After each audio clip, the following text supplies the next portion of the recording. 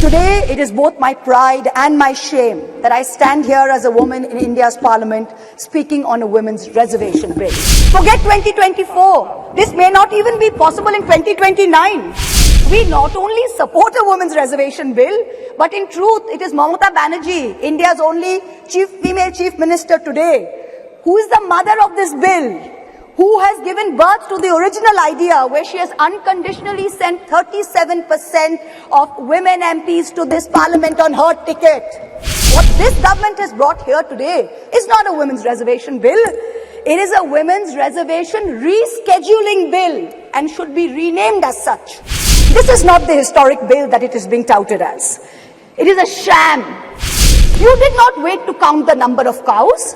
You did not wait to see whether the cow was a Jersey or a Gir or a Sahiwal. You just went and built the cow shelters. Are we women any less that we have to wait while you count numbers and you draw lines? Honorable Chairperson, sir, I rise today on behalf of my party, the All India Trinamool Congress, to speak on the women's reservation, the Nari Vandan Bill. At the very onset, let us remind ourselves that this is India. A country where the poet Kafi Azmi in 1940, 81 years ago, 82 years ago, before independence, wrote in his poem Aurat, "Ut meri jaan, mere saath hi chalna hai tujhe. Jannat ek aur hai, jo mard ke pehlu mein nahi, uski आजाद रविश पर भी मचलना है तुझे. बन के तूफान, छलकना है, उबलना है तुझे. उठ मेरी जान, मेरे साथ ही चलना है तुझे." This is in India, where Tagore in 1928 wrote in his poem Shobola, "Nari ke apon bhaggo joy koribar, keno nahi dibe odhikar, he bidhata? O Lord, why will you not give women the right to determine their own destiny?" This is in India, where in 1946, when the Constituent Assembly was elected, 15 seats went to women who helped to draft the Constitution. Both the United States and the United Kingdom saw lengthy suffragette movements before women were granted the right to vote. India's founders in 1947, April, agreed to the principle of universal adult suffrage, giving simultaneously the right to vote to women and to men. There was never any question of denying women the right to vote while giving it to men. All 15 members of the Constituent Assembly who were women rejected the demand for any special women's reservation on July 18, 1947. Member activist Renuka Roy noted that Vijayalakshmi Pandit has not been selected because she is a woman, nor was sex made a bar to the appointment. It is her proven worth that has been responsible for her appointment to the high office of ambassador to a land. The demand for special reservation is an insult to our intelligence and to our capacity. So sure were our founding mothers that this great land would not deny her women their rightful place based on merit. But alas, it is 75 years later. And today, it is both my pride and my shame that I stand here as a woman in India's parliament speaking on a women's reservation bill. It is my pride that I belong to the All India Trinamool Congress, a party that sends 37% women among its members to parliament. It is my chagrin that I belong to a Lok Sabha, a house of the people, that on aggregate has only 15% of its members as women, far below the global average of 26.5%. and also below the Asian regional average of 21%. As this government claps itself on its back for its rankings on various global stables, let it also hang its head in disgrace that this same India ranks 140 out of 196 countries in the Inter-Parliamentary Union League tables on women's representation. Within women parliamentarians, Muslims and Dalits have been consistently underrepresented. From 1952 to 2004, only 8 Muslim women were elected to India's parliament, to the Lok Sabha, many of whom served multiple terms. In today's Lok Sabha, the 17th Lok Sabha, there are only 2 Muslim women members, both from West Bengal, both from the All India Trinamool Congress, I may add. The numbers for male and female turnout in the last general election were nearly the same, 66.7% and 66.8% respectively.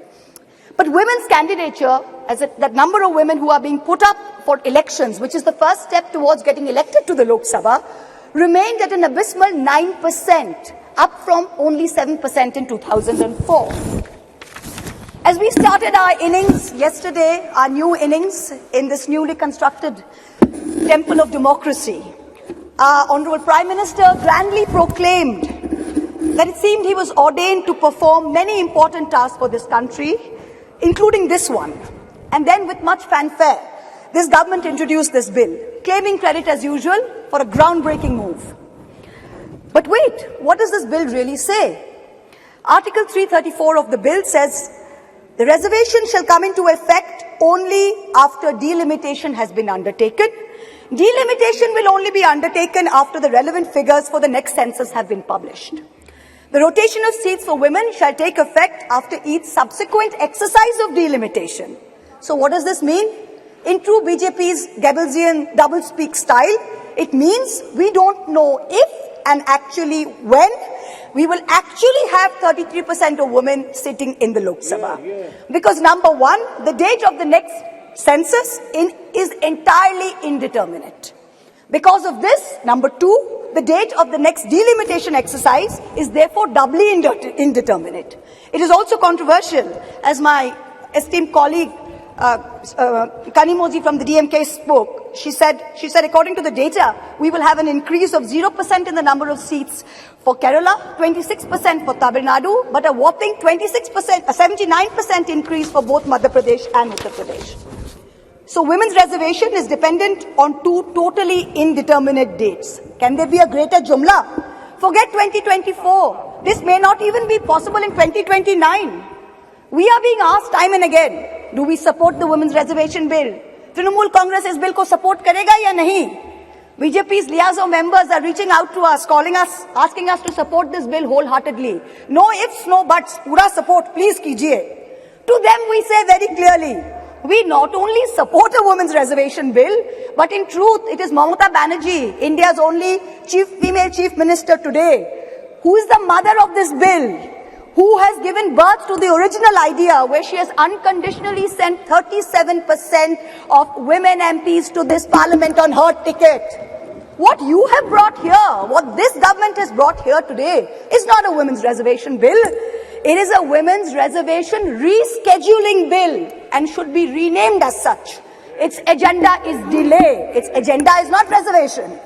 The endless dithering over when there will be the next census, when there will be the next delimitation, will only ensure that the urgent need of reservation for women in elections to the parliament and to state legislatures will be indefinitely delayed yet again.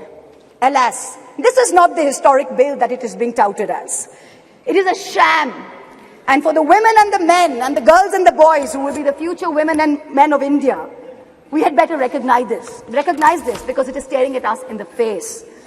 And I also hope that a sufficient number of amongst us, the current members of parliament, also recognize this bill for what it is, which is a sham. The question of women's reservation requires action, not the placebo of legislatively mandated procrastination. To the government and the ruling party, I say this: give us this day our equal rights. We hold up half the sky. Give us at least a third of our earth. Mamata Banerjee and the Trinamool Congress have already walked the talk. We don't need to go on record to show this country that we support this bill. We have already sent more MPs than what this bill even envisions. It is you, this government, this ruling dispensation that needs to go on record. You need to support us, not the other way around. You need to send more than 33% MPs to this parliament. When this government wanted to protect cows, and I support the move, make no mistake, you did not wait to count the number of cows. You did not wait to see whether the cow was a Jersey or a Gir or a Sahiwal. You just went and built the cow shelters. Are we women any less that we have to wait while you count numbers and you draw lines? We don't need any more vandans. We don't need any more vandanas. Thank you very much. What we need is direct action. Honorable Prime Minister, this is your moment to really show us all कि मोदी है तो मुमकिन है. Implement the reservation bill immediately based on today's voters list. Send 33% women to parliament. Send 33% women to parliament in 2024 from the BJP the way our party has done. Support us unreservedly. In conclusion, I can only echo the poet Rihanna Ruhi's words. दिल के बहलाने का सामान ना समझा जाए, हमको अब इतना भी आसान ना समझा जाए. हम भी लोगों की तरह जीने का हक मांगते हैं, इसको बगावत का ऐलान न समझा जाए। 2017 Republic TV.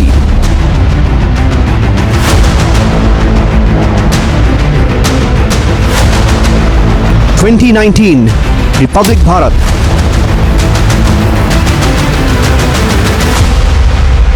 2021 Republic Bangla.